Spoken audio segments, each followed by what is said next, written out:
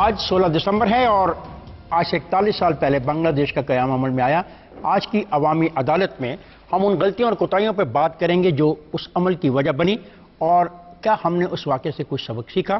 میرے مہمان ہیں راجہ ناظر پرویز، سابق جنگی قیدی اور قومی اسمبلی کے رکن رہے۔ ان کے ساتھ تشریف رکھتے ہیں میجر جنرل ریٹائرڈ راحت لطیف صاحب، دفاعی تجزیہ کار ہیں، اور میرے ساتھ تشریف رکھتے ہیں ڈاکٹر مہدی حسن صاحب، تجزیہ کار ہیں، پروفیسر ہیں۔ ان کے ساتھ تشریف رکھتے ہیں Farid Paracha, deputy secretary general Jamaat Islami Pakistan. آپ پرزنر آف وار تھے، کہاں تھے؟ فتح گڑھ کیمپ 45۔ کب گرفتار ہوئے تھے آپ؟ میں پورا سال مار رہا ہوں اس پاکستان میں۔ جنگ لڑی ہے مفتی بینی کے خلاف، اس کے بعد جنگ لڑی انڈیا کے خلاف، جنگی قیدی بن گئے۔ لیکن ایک چیز افطار صاحب، یہ نہیں کہ میں یا ہمارے دوست شراتی، پاکستان فوج کے ایسے لوگ تھے جو ہتھیار نہیں پھینکنا چاہتے تھے، ایسے لوگ تھے جو اپنا ایک جذبے کے ساتھ پاکستان کو بچانے کی آخری دم تک کوشش کرتے تھے۔ ڈسپلنڈ آرمی ہے، میرے ساتھ جوان بھی تھے، آفیسرز بھی تھے، کیونکہ ہم ایک یونٹ میں تھے، ایک ریجمنٹ تھے۔ ہمارے وہ لوگ جو جنگ لڑ رہے انڈیا کے ساتھ، they had complete air superiority. دل کو صبح ان کے جہاز صبح سے لے کے شام تک پھرتے تھے۔ سیکنڈ یہ تھا کہ ہمارے جو نوجوان تھے وہ ایک ساتھ سے مفتی بینی کے ساتھ لڑ رہے ہیں، دے ور ٹوٹلی فٹیگ۔ پہلا آپریشن جو مجھے سونپا گیا واز ٹو کلیئر باڑی سال، اور وہاں جو 300-400 بہاری فیملیز ہیں ان کو بچانا ہے، otherwise they will be killed the next day.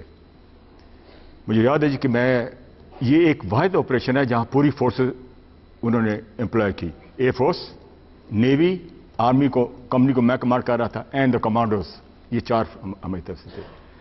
ہم جب وہاں گئے تو ہم نے اس آپریشن میں سارا دن اور ساری رات ہم انوالو رہے، اور رات کو 2-2:30 بجے ہم اس اسکول میں پہنچے جہاں کہ وہ بہاری یا اردو اسپیکنگ فیملیز بند تھی۔ ہم نے جب باہر جا کے اللہ اکبر کے نعرے لگایا تو ان کا اندر سے بھی یہی جواب آیا، اور وہ اس طرح ہمارے پاؤں پہ، ہاتھوں پہ چوم رہے تھے جیسے کوئی پیر یا فقیر، کوئی بزرگ آ گیا۔ جی مہدی صاحب یہ کہتے ہیں کہ ہمارے لوگ ہاتھ چوم رہے تھے اور ہمیں پیر و فقیر سمجھ رہے تھے، ہمیں اپنا مسیحا سمجھ رہے تھے۔ دیکھیے بنگلہ دیش کا قیام جو ہے اس کی 3 آسپیکٹ ہیں۔ تاریخی آسپیکٹ ہے، سب کانٹیننٹ کی تاریخ ذمہ دار ہے اس کی۔ دوسرے ملٹری اسٹریٹجی کیا تھی، ان کے تو ہاتھ چوم رہے تھے 7 لاکھ اردو بولنے والے بہاری، باقی جو وہاں کوئی 12-13 کروڑ بنگالی تھے وہ کیا کر رہے تھے، یہ قابل غور ہے۔ اور تیسری آسپیکٹ ہے اس کی پولیٹیکل، جو اس وقت کی پولیٹیکل کنڈیشنز تھی۔ جو تاریخی فیکٹ ہے وہ یہ ہے کہ Indian sub continent had never been a single United country. ایک ملک وہ کبھی نہیں رہا تھا 1947 سے پہلے۔ وہ یا تو امپائرز تھیں بادشاہوں کی جو فتح کر کے ہندوستان کو اپنی امپائر اسٹیبلش کرتے تھے، یا کولونیل رولرز نے اس کو ایک ملک بنایا تھا۔ نیشن سٹیٹ کے طور پہ سب کانٹیننٹ کبھی 1947 سے پہلے ایگزسٹ نہیں کرتا تھا۔ 1947 میں 2 نیشن سٹیٹس وجود میں آئیں، فیڈریشنز، ایک پاکستان کی، ایک انڈین یونین کی، اور یہ دونوں جو فیڈریشنز تھیں یہ عوام کی ول اور عوام کے ووٹ سے وجود میں آئی تھی، اور یہ قائم بھی عوام کی خواہش سے ہی رہ سکتی تھیں، یعنی جمہوریت کے بغیر یہ قائم نہیں رہ سکتی تھیں۔ انڈیا نے جمہوری راستہ اختیار کیا اور ترقی بھی کی، اور جمہوریت ان کے یہاں اسٹیبلش ہوئی، کانسٹیٹیوشنل رول اسٹیبلش ہوا۔ 14 حکومتیں ان کے ہاں کانسٹیٹیوشنلی بدل چکی ہیں۔ ہمارے ہاں 22 حکومتیں جو ہیں پاکستان میں وہ ایکسٹرا کانسٹیٹیوشنل مینز سے چینج ہوئیں اس 65 سال میں۔ جو واقعات اس وقت رونما ہوئے اس میں جو شکایات، آپ کا پہلا ایک فقرہ تھا کہ کیا ہم نے سبق سیکھا یا نہیں سیکھا۔ ہم نے کوئی سبق نہیں سیکھا۔ بلوچستان کو ویسی ہی شکایات ہیں آج جو بنگلہ دیش کو 1952 سے شروع ہوئی تھی۔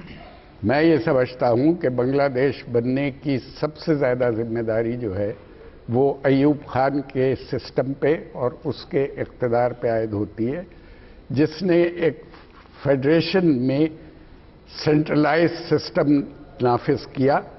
जी फरीद पाशा, क्या आप क्या कहेंगे सारी सूरत? 41 ईयर्स, 41 साल गुजर गए, आज हम बात कर रहे हैं गलतियों और कोताहियों पे। क्या गलतियां और क्या कोताहियां आपके नज़दीक? जी बिस्मिल्लाहिर्रहमानिर्रहीम, एक तो आपका शुक्रिया कि एक बहुत ही अहम मौजू और ख़ास तौर पर नौजवान नस्ल के एतबार से कि मालूम हो कि हम एक थे, हम बहुत बड़ा मुल्क थे, दुनिया के अंदर मुसलमानों की सबसे बड़ी रियासत थे, हम दो हिस्से हो गए। क्यों हो गए? एक ही घर था, दो हिस्सों में क्यों बंट गया? इसके असबाब कुछ फौरी थे और कुछ वो थे कि जो क़याम पाकिस्तान के साथ साथ चलते थे। एक अनोखा मुल्क था जो वजूद में आया कि दोनों के दरमियान 1000 मील का फासला था। दुनिया में कोई मुल्क ऐसा नहीं था और इन दोनों की ज़बानें अलग थी, कल्चर अलग था, तमाम चीज़ें अलग थीं। अगर कोई एक चीज़ जोड़ सकती थी इन दोनों मुल्कों को तो वो कलेमा ला इलाहा इल्लल्लाह मुहम्मद रसूलुल्लाह था। इसी बुनियाद पर एक हुए थे, इसी बुनियाद पर मुल्क हासिल किया था। और दूसरी बात थी इंसाफ। इंसाफ मिलना चाहिए। जहां इंसाफ ना हो, बेइंसाफियां हो, महरूमियां पैदा होती हैं। तो ये तो थी, इसकी मैं अलग तशरीह करूंगा, लेकिन फौरी बात नहीं, एक बात मैं जो कलमे की बात कर रहे हो, तो अभी भी तो वो कलमा गो हैं, आप भी कलमा गो हैं, वो भी कलमा गो हैं। मैं जिस नुक्ता नज़र से कर रहा हूं वो ये है कि ये चीज़ जब पैदा नहीं हुई कि हमने वो हुकूमत नहीं कायम की कि जो इसके मुताबिक हो, तो उनके लिए क्या कशिश रह गई। फिर उसके बाद यहां पर एक मुसल्लस बन गई जिन्होंने ये तय कर लिया कि ये पाकिस्तान हमारे लिए बना है। जागीरदार वडेरे, फौजी जर्नैल और ब्यूरोक्रेट। जब यहां पर जो है वो फौजी हुकूमतें शुरू हो गई, ब्यूरोक्रेसी के कब्जे हो गए, तो फिर उसके बाद वहां महरूमियां पैदा हुई। एक बात और मैं, यानी फौरी असबाब में फिर मैं इसकी तशरीह, मुल्क में इंतखाब हो गए। इस इंतखाब के नतीजे के अंदर एक हुकूमत वजूद में आई और वो अक्सरियत की हुकूमत थी। पहली मर्तबा बंगालियों को ये मिल रहा था कि वो वोट के जरिए से मुल्क के हुक्मरान बने। तो उसी वक्त ये बातें शुरू हो गई कि जी इनको नहीं इख्तिदार देना। आप मानते थे बतौर जमात इस्लामी मुजीबुर रहमान के उस? बिल्कुल मानते थे। हमने तो इंतखाब में हिस्सा लिया, हमने वहां वोट लिए। देखिए डॉक्टर साहब, आप अपना हक इस्तेमाल करें जब आपके पास मौका है। आप जब कोई बात करते हैं आप करेंगे, आपको पूरा मौका देंगे। 21 मई 1971 को तुफैल साहब जो थे जमात इस्लामी के चीफ, मौलाना तुफैल, उनका एक बयान 6 कॉलम की हेडलाइन के साथ मशरक में शाये हुआ था कि अवामी लीग को इक़्तिदार हरगिज़ नहीं देना चाहिए क्योंकि वो वतन दुश्मन है, वो हिंदुस्तान के एजेंट हैं। इसलिए ये दरख्वास्त की गई थी याया खान से। ये मेरा ख्याल ये है कि डॉक्टर साहब जितना तारीख के साथ झूठ बोल रहे हैं ना, इससे ज्यादा झूठ। और ये जहां बैठे हैं आज से अगला प्रोग्राम, आपसे अगला प्रोग्राम रखें, बयान लेके आए। और ये जो बयान ये अखबार आप लेके आएंगे, आप बयान लेके आएंगे, अगर मैं ये बयान इनको दिखा दूं, अगर मैं ये बयान इनको दिखा दूं तो ये क्या सजा तजवीज़ करते हैं अपने? आप गलत साबित हो जाएंगे। मेरे पास है, मैं दे दूंगा। एक बात आप अपने, मैं आपको थोड़ा, मैं जो बात कर रहा था ना, वो बयान भी आप अगली दफा जब आप करेंगे तो वो बयान भी लेके आए कि उनके मैंडेट को तस्लीम नहीं किया गया, इधर हम उधर तुम की बात की गई। ये बयान भी आप लेके आए कि कहा गया कि जो मशरकी पाकिस्तान में जाएगा ढाका इजलास में, उसकी टांगें तोड़ दी जाएंगी। जनरल साहब, ये बहस चल पड़ी है। वो कह रहे हैं कि एक बयान ये तो फैल के था, उसके जवाब में उन्होंने नाम लिए बगैर 2 बयान कोट कर दिए। मैं आपसे पूछता हूं कि क्या आप समझते हैं कि जो सानिया हुआ उसमें वजह ये थी कि हम जमहूरियत को तस्लीम करने को तैयार नहीं थे, या हम जमहूरियत की नफ़ी कर रहे थे, जिसके नतीजे में बांग्लादेश एक नया मुल्क बन गया? बिस्मिल्लाहिर्रहमानिर्रहीम। इफ्तिखार भाई, ये तो जाहिर है कि जब हमने जिनकी मेजॉरिटी थी उनको हुकूमत नहीं बनाने दी, तो ये तो सामने जाहिर होता है कि हमने डेमोक्रेटिक सिस्टम को फॉलो नहीं किया। और ये उसी का नतीजा था जिसकी वजह से कि हमने जिनके वोट ज़्यादा थे उनको ना करने दिया। और फिर एक बड़ी क्यासराइयाँ शुरू हो गई कि अगर मुजीब साहब वज़ीर आज़म बनेंगे तो यहाँ वेस्ट पाकिस्तान से जितना का जितना माल और दौलत है ये उठा के वहाँ ले जाएंगे। तो ये तो क्यासराइयाँ शुरू हो चुकी थी। सो ज़ाहिर है कि जो जिस तरीके से आया, हमने तो कभी भी میں آپ کو چھوٹی سی بات ایک عرض کرتا جاؤں کہ میں نے جب سٹاف کالج کیا تو اس کے بعد میری posting as a brigade major ہوئی وہاں پر جسور میں. تو جانے سے پہلے جب میری یہ پوسٹنگ آئی تو مجھے میرے ایک جماعتی نے کہا، کہنے کہ یار تم تو جا رہے ہو، پوسٹنگ اچھی تھی لیکن جگہ کون سی جگہ جا رہے ہو؟ جسور جا رہے ہو، وہاں تو چوہے ہیں، وہاں تو سانپ ہیں، وہاں تو باشے بنے ہوئے ہیں، کچھ بھی نہیں وہاں پر. بڑا ڈسکریجنگ سا مجھے معلوم ہوا. اور یہ وہ خبر مجھے دے رہے تھے 1953 کی، جب 1954 کی جب وہ وہاں پہ گئے تھے. اب یہ اٹ واز 1966-67 جبکہ جس کی میں بات کر رہا ہوں آپ کے سامنے. تو یہ ایک امپریشن جو آدمی پرانا کیری کیا ہوا تھا اور لیٹسٹ اس کو انفارمیشن کا پتہ نہیں تھا. کہ جب میں وہاں پہنچا وہاں نئی کنٹونمنٹ بنی ہوئی تھی، کوئی باشے وہاں پہ نہیں تھے، سب ماحول بہت اچھا تھا. تو یہ کہنا کہ جی کہ یہ ایک پرانی ایک چیز ہے کہ پھر اس کو ایڈورٹائز کرنا، ایڈوکیٹ کرنا، لوگوں کو مولڈ کرنا، یہ اس وقت سے چیزیں چلی آ رہی تھی. اور ہم نے کبھی بھی نہ مانا کہ جو ایسٹ پاکستانی ہے وہ ہم سے سپیریئر نہیں ہے، ہمارے سے انفیریئر ہے. ہم نے اس کے اوپر حاوی ہونے کی ہمیشہ کوشش کی، جس کی وجہ سے کہ یہ لابا پکڑتا گیا. اور ہماری پھر انٹیلیجنس ایجنسیز فیل ہوئیں اس چیز کے بیچ میں پتہ کرنے کے لیے مکتی بہینی ہیں، کہاں پر ہیں، کون کون سے ہندوؤں کو وہ ٹرین کر رہے ہیں، کہاں سے لوگ انفلٹریٹ کر کے آ رہے ہیں.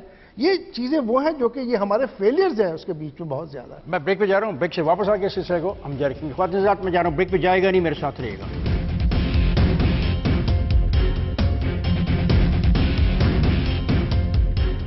ایسے بیرو میٹرز طے کر دیے تھے جس پہ ہماری آبادی کا ایک بڑا حصہ پورا اتر ہی نہیں سکتا تھا. آج انہی کی فوج ہے، وہ اپنی فوج بھی چلا رہے ہیں اور ان کی سول انتظامیہ بھی چل رہی ہیں. بنگلہ دیش لبریشن آرمی جو بنی وہ آپ کے باہمی جھگڑے کی وجہ سے نہیں بنی.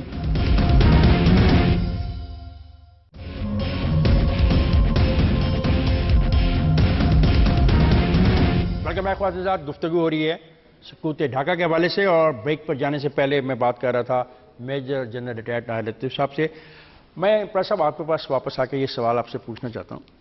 بنگالی یہ کیوں سوچتے تھے کہ جو فارن ایکسچینج وہ اپنے وسائل سے کماتے ہیں وہ مغربی پاکستان کے فوجی بیوروکریسی سیاستدان کھا جاتے ہیں، اور NFC میں مشرقی پاکستان کا ایک حصہ، جبکہ مغربی پاکستان میں 2/3 1/3 آپ مشرقی پاکستان کو دیتے تھے اور 2/3 آپ مغربی پاکستان دیتے، تو وسائل کی یہ جو غیر منصفانہ تقسیم تھی یہ وجہ نہیں بنی؟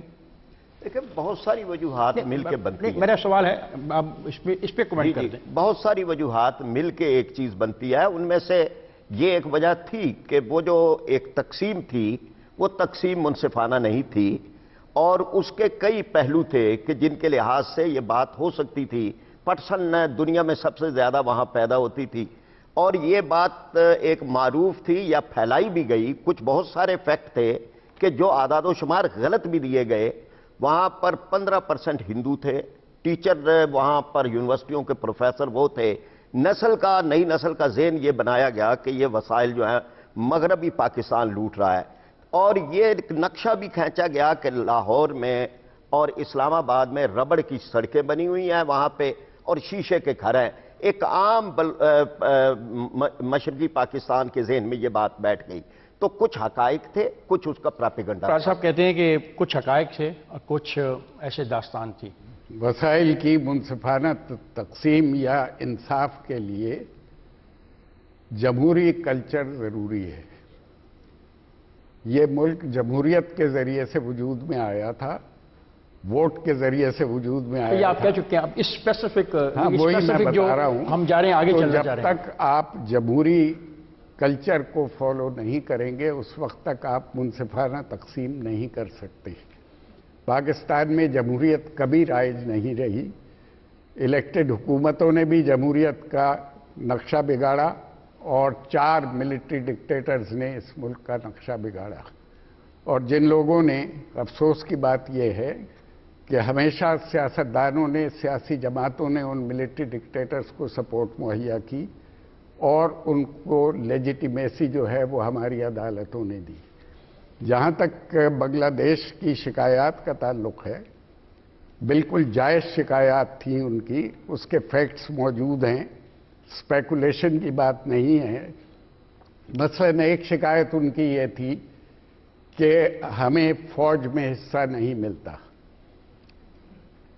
1956 में हमारी टोटल फौज में से नेवी, आर्मी और एयरफोर्स को मिला के सिर्फ 100 लोग मशरक़ी पाकिस्तान के मुख्तलिफ ओहदों पे ऑफिसर थे।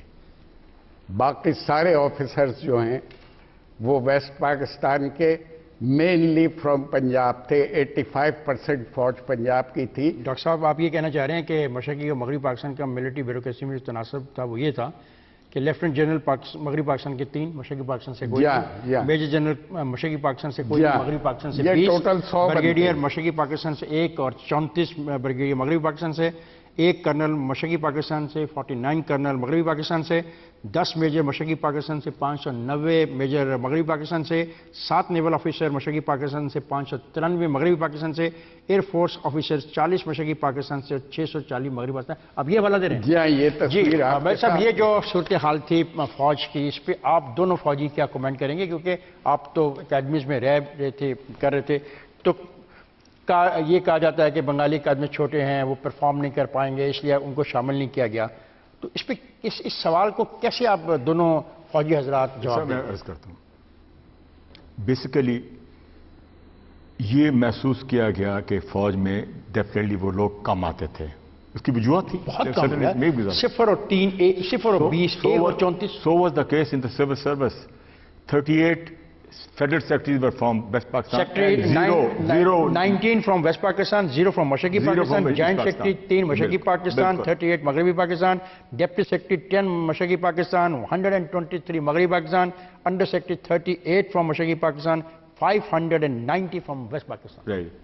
मेरी गुजारिश है, मैं आज वो हुकूमत नहीं चला, जो मैंने देखा, जो हमारा तस्वर था कि ना वो फौज में आ सकते हैं, ना वो सिविल इंतजामिया में आ सकते हैं, तो आज उन्हीं की फौज है, वो अपनी फौज भी चला रहे हैं और उनकी सिविल इंतजामिया भी चल रही हैं। तो ये सोच क्या थी? फौज की सिलेक्शन कोई परचेज नहीं की जाती, कमीशन ही परचेज किया जाता कि आपको कमीशन लेनी है, आपके पास पैसे हैं तो आप जाकर परचेज करके पहन लें। तो फिर ये क्यों किसी जमाने में था नहीं, अर्जी है, ये कंपटीशन है आप, और ये ओपन कंपटीशन है। इश्तहार दिए जाते हैं, इश्तहारत के बाद फिर आदमी अप्लाई करता है, अप्लाई करने के बाद आपकी एक सिलेक्शन होती है, फिर आप ट्रेनिंग करते हैं, उसके बाद आपको कमीशन मिल जाता है। सवाल ये पैदा है, अगर आप उस कंपटीशन में आ ही नहीं रहे तो क्या उसको जबरदस्ती पर करके घर से लेकर आए आपको भी, तुम जाओ फौज के अंदर आओ? तो उसके आप साथ अब ये भी देखिएगा कि जब ये फौज में इन्होंने आना शुरू किया, इनके लिए स्टैंडर्ड को भी कम किया गया। जैसे सब कहीं ऐसा तो नहीं था कि हमने ऐसे बैरोमीटर्स तय कर दिए थे जिसपे हमारी आबादी का एक बड़ा हिस्सा पूरा उतर ही नहीं सकता था? नहीं, देखिए अपना इफ्तिखार भाई, बात यह है कि एक आप एक आर्मी को एक अपना उनका एक टास्क है, आप उनको कि ये कोई भर्ती करना सिर्फ प्रॉब्लम नहीं है, एक उनसे एक काम लेना है। आपको मालूम है जैसे कि आज उनकी अपनी आर्मी है ना। हाँ जी, अब तो देखिए, अब तो उनका सेंटर भी है वहां पर, चिटागांग में सेंटर बनाया गया। सेंटर बनाते ही आप उस वक्त हैं जब फौज के बीच में इस पाकिस्तान की अगर स्ट्रेंथ ज्यादा हो गए, और ये सेंटर कहाँ, चिटागांग में काफी देर से बना हुआ था। सो ये एक ऐसी बात नहीं है, ये कि शुरू के बीच में था ये मसला। जी, आप नाज़िर क्या कहेंगे? This is not only east Pakistan. आज बलूचिस्तान में महसूस कर रहे हैं कि हमारे फौजी कम है। बेसिकली आपकी फौज जो बनी थी that is from frontier and Punjab. Balochistan and Sindh से फौज में इंडक्शन बहुत कम थी। वहाँ ईस्ट पाकिस्तान में ईस्ट पाकिस्तान राइफल्स भी थी, ईस्ट मगार रेजिमेंट्स भी थी, ऑफिसर्स आते थे, इंस्ट्रक्टर्स आ रहे थे इधर जो काकुल में ट्रेनिंग देते हमारे कुलीग्स थे, और उन्होंने भर्ती की गई, स्टैंडर्ड्स को रिलैक्स किया गया ताकि ईस्ट पाकिस्तान से लोग फौज में भर्ती हों। This is done. जी, आप देखिए, बड़ा अहम मौजू है, और यहाँ तक जहाँ तक अब हम पहुँचे हैं ना, देखिए सियासी इख्तलाफात होते हैं, महरूमियाँ होती हैं, ये बहुत सारी चीज़ें अपनी जगह मौजूद है। उसका इलाज भी सियासत है, उसका इलाज जमहूरियत है, असम्बली है, पार्टियाँ हैं, ये सारा कुछ है। यहाँ पर एक पूरा खेल आलमी था। भारत को हम बिल्कुल यहाँ नज़रअंदाज कर रहे हैं कि एक मुल्क ने हमला किया हमारे ऊपर। आज हम कहते हैं जी मुदाखलत हो रही है कश्मीर में, वो तो एक डिस्प्यूटेड टेरिटरी है। भारत ने अपनी फौजें दाखिल की, इंटरनेशनल सरहदों की उसने खिलाफ वर्जी की, और ये मामला जो है ये इसमें आप जरा देखें तो मैं 3 हवाले दूंगा बिल्कुल किताबों के कि जो बहुत ही अहम है। उनमें एक है कर्नल शरीफुल हक की, कि जिसको बांग्लादेश का सबसे बड़ा फौजी एजाज मिला, पाकिस्तान से फरार होकर वो गया, اور اس کے بعد وہ وہاں پر جا کر اس نے لڑا، بھارت کی فوج کے ساتھ مل کے اس نے وہاں پر پاکستانی فوج کا مقابلہ کیا۔ پھر اس کے بعد جب یہ سامنے آ گیا کہ یہ تو بھارتی ہے، سارا کچھ یہ لوٹ مار وہ کر رہا ہے اور اس نے ایک ملک پر قبضہ کیا ہے، تو اسی آدمی کی جو کتاب ہے، اس کتاب دی انٹولڈ فیکٹس ہے، اس کے اندر پھر دوسری کتاب کا حوالہ ہے شرمیلا بوس کا، اور یہ شرمیلا بوس جو ہے یہ کلکتہ کی پروفیسر ہے، اور اس نے جو لکھی اس کے اندر بھی یہ بات کہ یہ سب انڈیا نے کیا۔ اگرتلہ سازش کیس ٹھیک تھا، ڈھاکہ یونیورسٹی کے وائس چانسلر سابق جو ہیں ڈاکٹر سجاد حسین، ایک ان کی کتاب آئی ہے شکست آرزو، تینوں کتابوں کے اندر ان میں سے کوئی کتاب کسی پاکستانی کی نہیں لکھی ہوئی، کوئی کتاب جو ہے وہ کسی ایسے فرد کی نہیں ہے کہ جس کا اس وقت نقطہ نظر پاکستان کے ساتھ ہو۔ سب یہ باتیں جو ہوئی کہ اگرتلہ سازش کیس ٹھیک تھا، بالکل یہ بات کا اعتراف کیا گیا کہ مکتی باہنی جنرل اوبان سنگھ تھا انڈیا کا، اس نے بنائی، اس کو ہیڈ بنایا گیا، اور BLA جس کا آج بھی لفظ یہاں پر آتا ہے بلوچستان لبریشن آرمی، وہ بنگلہ دیش لبریشن آرمی تھی۔ فرید پراچا، بنگلہ دیش لبریشن آرمی جو بنی وہ آپ کے باہمی جھگڑے کی وجہ سے نہیں بنی کہ مشرقی پاکستان میں جب آپ عوامی لیگ کا مقابلہ کر رہے تھے سیاسی طور پہ اور آپ کو شکست ہوئی تو آپ کا جو باہمی جھگڑا تھا اس کی وجہ سے شاید ہندوستان کو موقع ملا کہ وہ آپ کے معاملات میں براہ راست مداخلت کرے؟ کیا آپ اپنے آپ کو کسی طور پہ ذمہ دار نہیں ٹھہراتے؟ یہ جو الزام لگتا ہے، یہ جو الزام لگایا جاتا ہے، کتابوں میں جو لکھا جاتا ہے کہ بنگالی عورتوں کو ریپ کیا گیا، ان کے انٹلیکچوئلز کو آپ نے لائن میں کھڑے کر کے گولی مروا دی، ان کو تباہ و برباد کر دیا، اس کے بارے میں پھر کیا جواب دیں؟ بڑی اہم بات آپ نے، میں آپ کا شکر گزار ہوں۔ حقیقت یہ ہے کہ بہت ساری چیزیں جو ہیں وہ تاریخ کے اندر مسخ ہو گئی، پاکستانی فوج کی طرف سے بھی بعض واقعات ہوئے، لیکن جتنے بڑے پیمانے پہ وہاں پر ہوئے اور ہم تو اس وقت ساتھ دے رہے تھے، اور ہمیں کوئی اس پہ آج بھی 90 سال کا پروفیسر غلام اعظم اور آج بھی 72 سال کا مطیع الرحمان نظامی پاکستان کا ساتھ دینے کے جرم کے اندر وہاں پہ جیلوں میں پڑے ہیں اور ان پہ مقدمے بن رہے ہیں۔ کس بات کے کہ جی غداری کی؟ کس سے غداری کی؟ پاکستان کے ساتھ تو نہیں کی، بنگلہ دیش وجود میں نہیں آیا تھا۔ لیکن میں جو بات آپ سے عرض کر رہا ہوں وہ یہ ہے کہ یہ ساری باتیں پھیلائی گئیں، ہم اپنی فوج اپنی قوم کے خلاف باتیں کرتے رہے، اور جو بھارت وہاں کرتا رہا، جس طرح سے مکتی باہنی نے مظالم کیے، آج بھی سٹنڈر پاکستانی جو ہیں وہ وہاں پر جن کو ہم محصور پاکستانی کہتے ہیں، وہ وہاں کیمپوں میں آج 41 سال بعد ان کی تیسری نسل بھی کیمپوں کے اندر پڑی ہوئی ہے۔ اچھا، میں بریک پہ جا رہا ہوں، بریک سے واپس آؤں گا، اس گفتگو کے سلسلے کو جاری رکھیں گے۔ خواتین حضرات میں جا رہا ہوں، بریک پہ جائے گا نہیں، میرے ساتھ رہے گا۔